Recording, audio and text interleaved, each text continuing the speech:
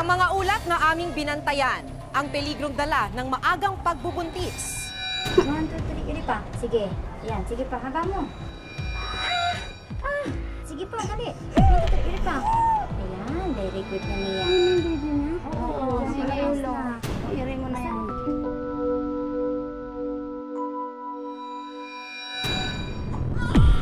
Tinumpain po ako. 50-50 na po ako nun. Hindi ka na mamatay. Opo. At ang Witness Protection Program ng pamahalaan. Hindi ko na-i-avail yung safe house kasi walang kabuhayan ng pamilya ko. Kung dito ko sa loob, wala akong hanap buhay dito, walang makain ng pamilya ko. Yung security ng witnesses at yung mga safe houses na hindi naman sana ningas kugon, bibigyan 1 buwan, 2 buwan, pagkatapos nakalimutan na. Kasama si Jiggy Manikad na kasalukuyang on assignment. Ito ang mas malawakang pagbabantay sa mga isyu ng pamahalaan at lipunan. Reporter's Notebook. Ayon sa Department of Health, 10 ina ang namamatay kada araw dahil sa hindi maayos na pagbubuntis at panganganak. Paano tinutugunan ng pamahalaan ang isyung ito?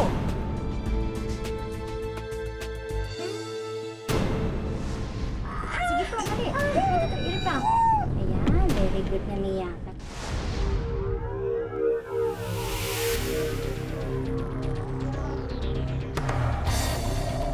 Sa hirap na kanilang pinagdaraanan, tila nasa hukay nga raw ang isang paa ng bawat inang nanganganak.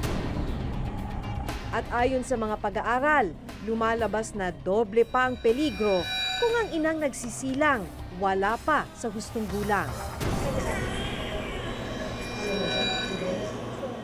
1, 2, 3, iri pa. Sige. Yan, sige pa. Haba mo.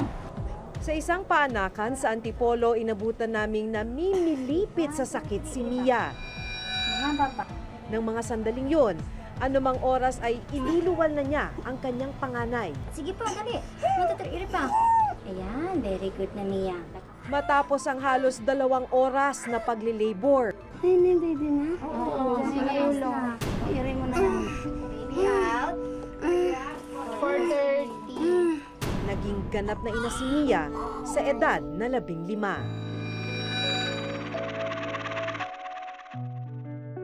Sa babaeng ito, Ako po si Maki. Ganda umaga. Ikaw si? Nang dalawin ko si Mia kinabukasan, tahimik at tila nahimasmasan na ang dalagita.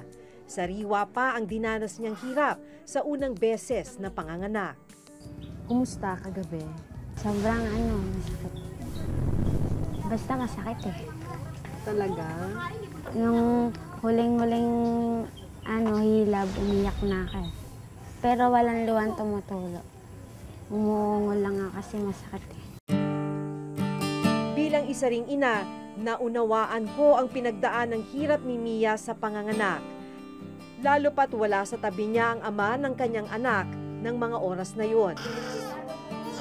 Kwento ni Mia, nakilala raw niya ang kanyang kasintahan sa kalye kung saan siya nagtitinda ng sigarilyo. Paano yung boyfriend mo?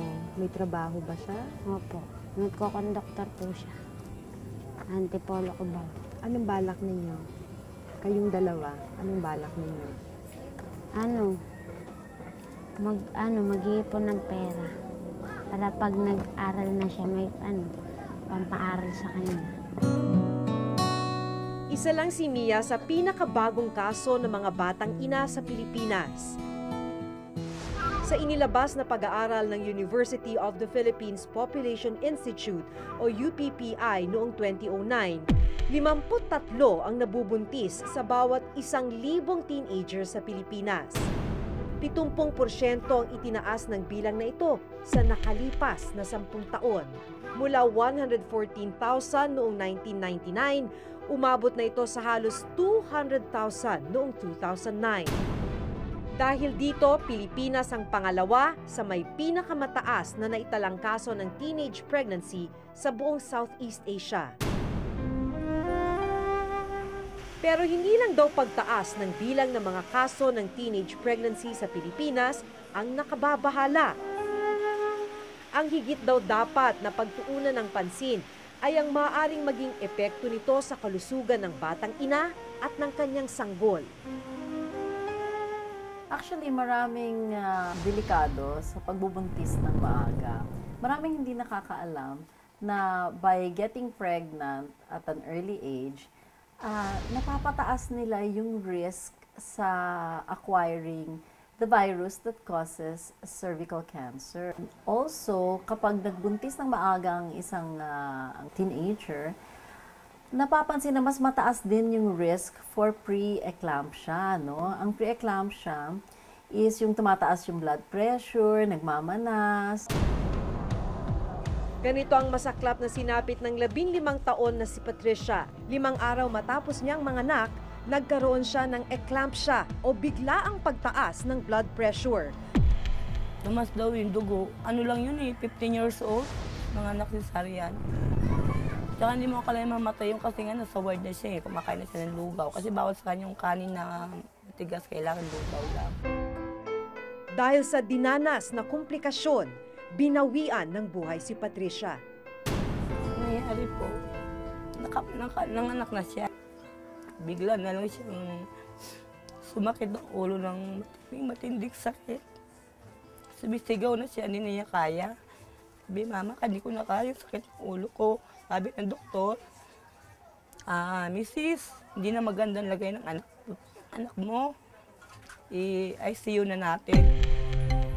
Ayon sa Department of Health o DOH, 10 Pilipina ang namamatay kada araw dahil sa komplikasyon sa pagbubuntis at panganganak. Sa bilang na ito, kadalasang mga teenager o mga kabataang nasa edad 19 pababa ang napapahamak. Muntik na rin itong sapitin ni Ira, isa ring batang ina. Okay. Ilang taon na siya? Magdadalawang taon. Siya ba yung bunso? Sa edad na 17, 2 na ang kanyang anak. Halos ikamatay daw niya ang pagluluwal sa kanyang panganay na si Renz noong siya'y 15 taong gulang pa lang. Ano yung mga diferensya nung nagbubuntis ka sa panganay? Wala po ako sa pagbubuntis. Yung sa pagpaanak ko na lang po. Yung mga anak na po ako. Na-eclampsia po ako.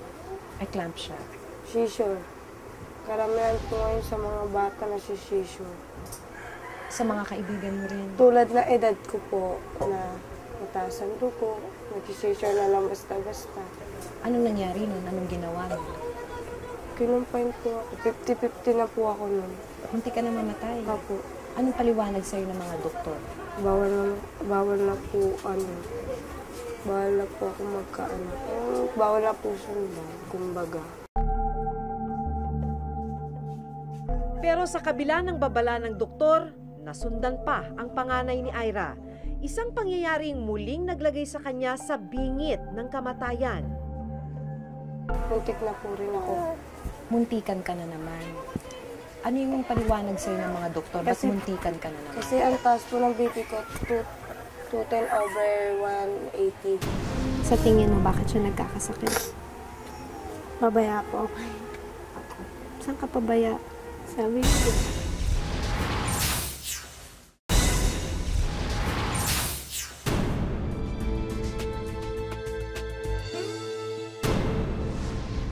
Sige po, mali.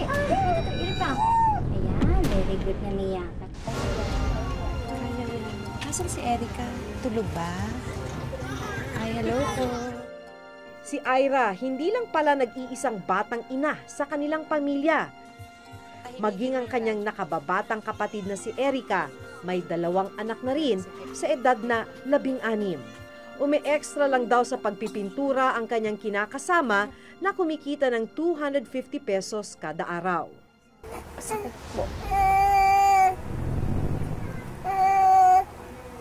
Masakit na hindi mapakain ng anak ka ng... Pag umiiyak na sila, anong ginagawa mo? Bubuhatin ko lang po, tapos titimplahan ng gatas. Paano kung walang gatas? Wala po, tubig asukal. Tubig asukal. Bakit ka naiyak? Lalo ko na yung buhay ko. Ano? Nalulungkot ako. Bakas ang payat na pangangatawan ng kanyang bunsong anak na si Roderick, 6 na buwang gulang. Inamin sa akin ni Erica na ni minsan ay hindi pa niya naipa-check up ang dalawa niyang anak. Dinadala mo ba sa health center yung mga bata? Bakit hindi? Alam ko eh. Takot ka? Bakit ka takot? Na-injection na sila. Bakit? Bakuna yun. Mamaya matusok ang buto niya.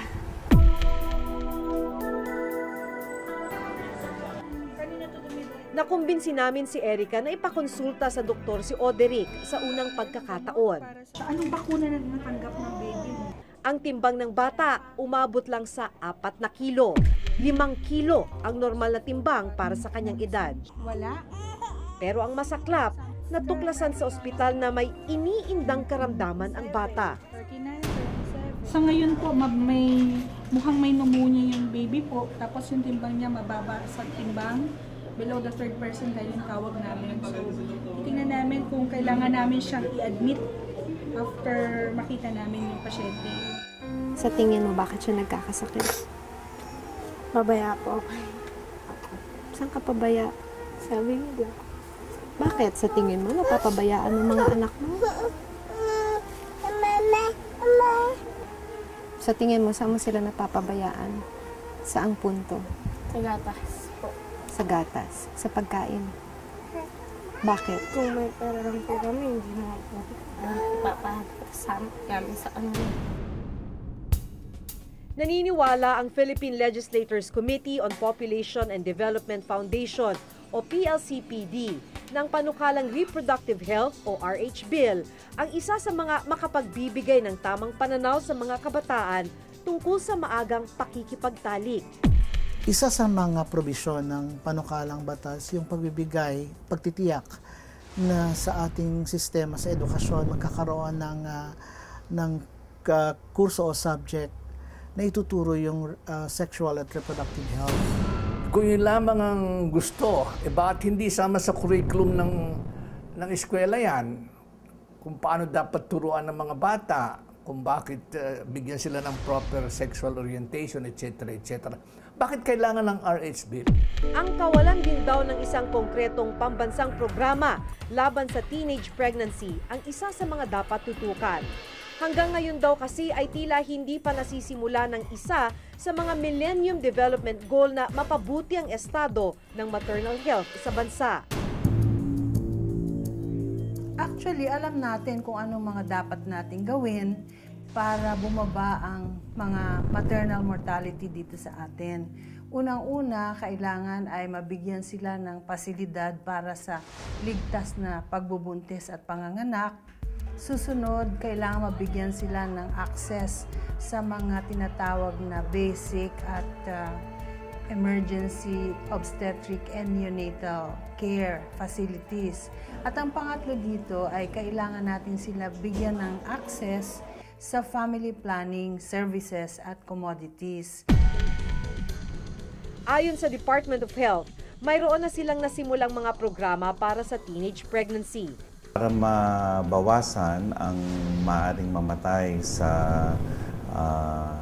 pagdadalang tao at pagluluwal ng sanggol, ay meron kaming tinatawag na Maternal Newborn Child Health and Nutrition Program, kung saan sa buong bansa ay tinatalakay namin kung paano makakakuha ng magandang serbisyo ang mga nagbubuntis. Ngayon, sa teenage pregnancy, ang programa namin dyan ay may kinalaman sa family planning and responsible parenting. Marami pa tayong kailangang asikasuhin. Unang-una, miski sabihin nila na merong mga leksyon na itinuturo tungkol sa family planning, anong saysay na alam mo yung family planning kung ikaw ay isang mahirap at hindi mo naman kayang bumili ng mga gamot o materyales para sa family planning program. Habang patuloy ang pagtaas ng kaso ng teenage pregnancy sa bansa, kailangang makasabay ang pamahalaan sa pagpapatupad ng mga programang magbibigay ng tamang direksyon sa mga kabataan. Mga programang magsasalba sa kanila sa iba't ibang komplikasyon. at magliligtas sa kanila mula sa kapahamakan. Ako si Maki Pulido at ito ang nakatala sa aking Reporter's Notebook. Yung security ng witnesses at yung mga safe houses na hindi naman sana ningas kogon, bibigyan 1 buwan, 2 buwan, pagkatapos nakalimutan.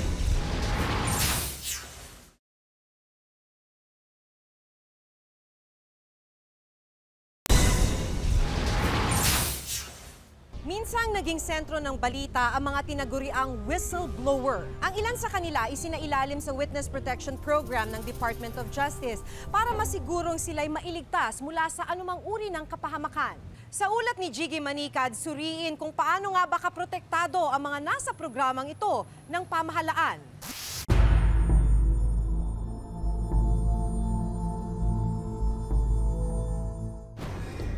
Sabihin mo na, hindi ka kinidnap. Ang tawag po sa amin ay Central Bank. Minsang naging sentro ng balita. Nagsiwalat ng krimen at umano'y katiwaliang kanilang nasaksihan. Ang mga binansagang whistleblowers, nasisiguro nga ba ang kanilang seguridad at kaligtasan? Mahigit 1 linggo na nakakaraan, natagpo ang patay si Alfred Mendiola at 2 iba pa sa isang bakanteng lote sa Dasmariñas, Cavite. Nakapiring ang mga mata, nakatali ang mga kamay at may tama ng baril sa ulo. Enero nung nakarang taon, nang lumutang si Mendiola bilang star witness laban kina Raymond at Roger Dominguez na itinuro niyang utak sa carnapping at pagpatay sa car dealer na sina Benson Evangelista at Emerson Lozano. Umaming kasama siya sa pagpaplano sa krimen. Dahil sa panganib sa kanyang buhay, sumailalim siya sa Witness Protection Program o WPP ng Department of Justice. Ibig sabihin, pamahala ng mga ngalaga sa kaligtasan ni Mendiola.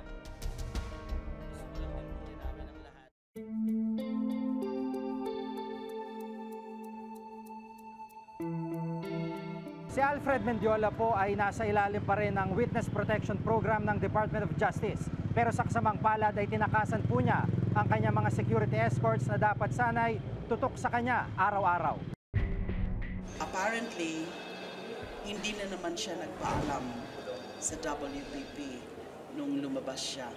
Dito, hindi nga siya nagpaalam. And then we learned subsequently ito, nung nalaman na namin, nung namatay na siya, nung pinatay na siya, na nakarating pala ng Bulacan and then Cavite.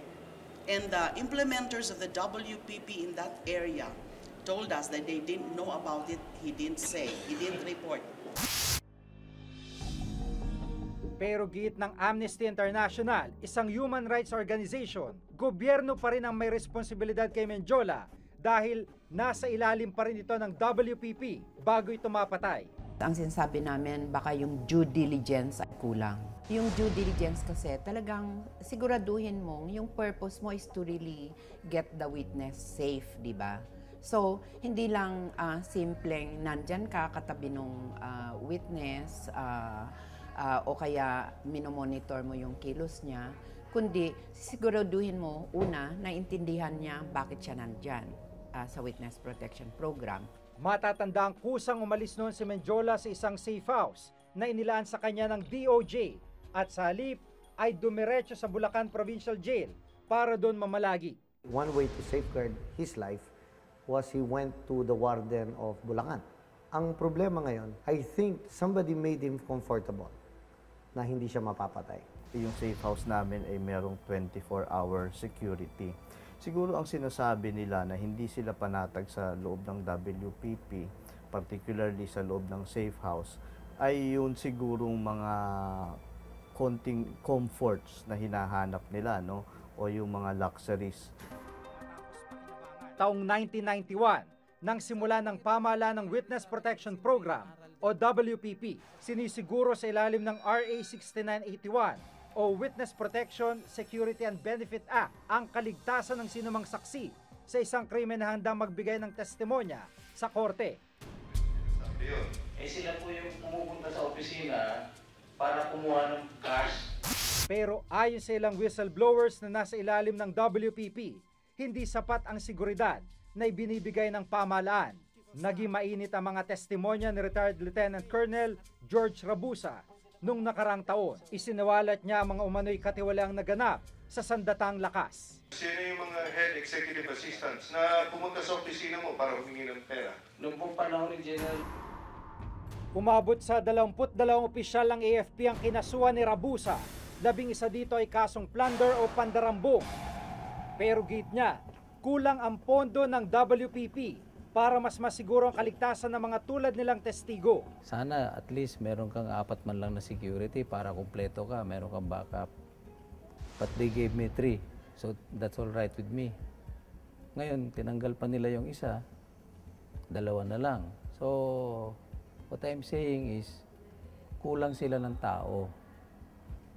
Why kulang? Dahil siguro kulang din sa budget. Sa kasalukuyan, aabot sa 514 ang bilang ng witnesses na nasa ilalim ng Witness Protection Program. 175 mga personnel ng WPP, kaya lumalabas na hanggang 3 lang ang kayang ibigay na escort ng Witness Protection Program. Bukod sa ibinibigay na proteksyon ng pamahalaan, kabilang din sa benepisyong ibinibigay ang safe house, 4,000 allowance kada buwan at financial assistance para sa pamilya ng testigo. Nakakayang sabihin yung FA, yung financial assistance, because that's 4,000 a month. Eh mag-grocery ka lang eh. Nang 1 linggo, magkano yan? May gasoline allowance din yung vehicle na binibigay sa'yo eh.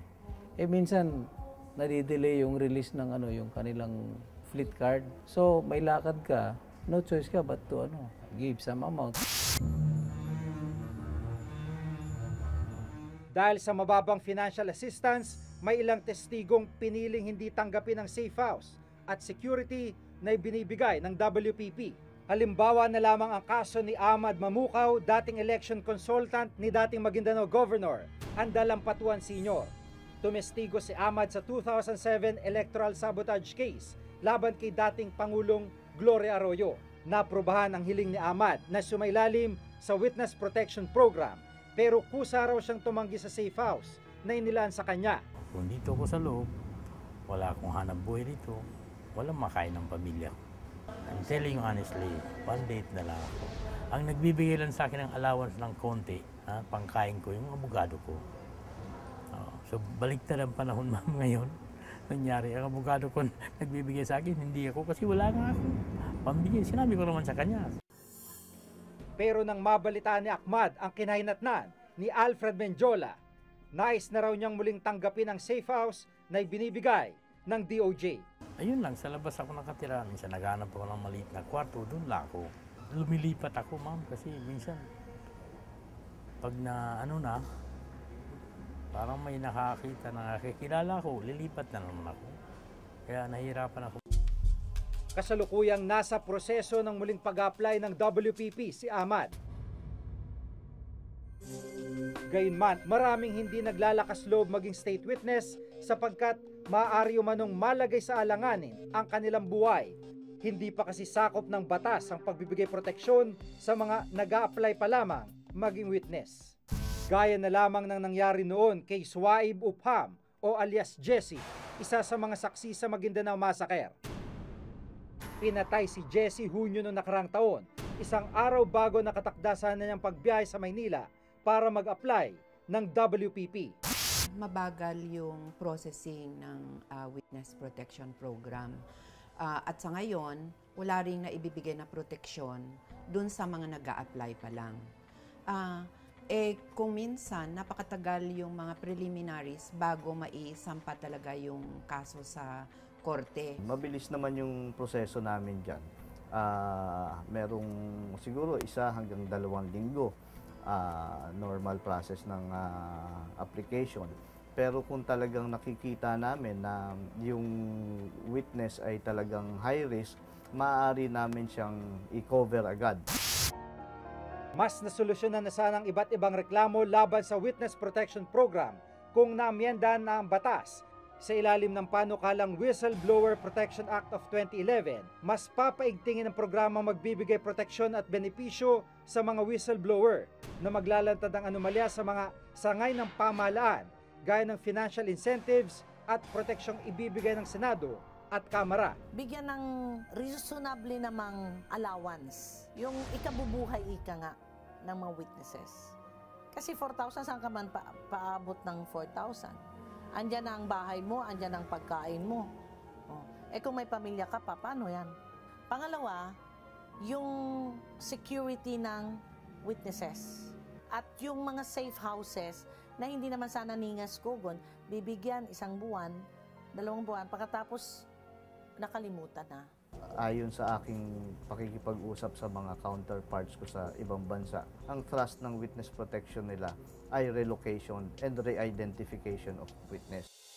Malaking tulong ang paglantad ng mga taong naglakas loob na isiwalat ang mga krimen at umano'y katiwaliang kanilang nalaman. Hindi sana malimutan ng pamahalaan na dapat ding suklian ang sakripisyo at panganib na araw-araw nilang pinapasan. Dahil ang kapahamakan ng isang testigo, maaring maging kamatayan ng hustisyang inaasam. Ako si Jigo Manica at itong nakatala sa aking Reporter's Notebook.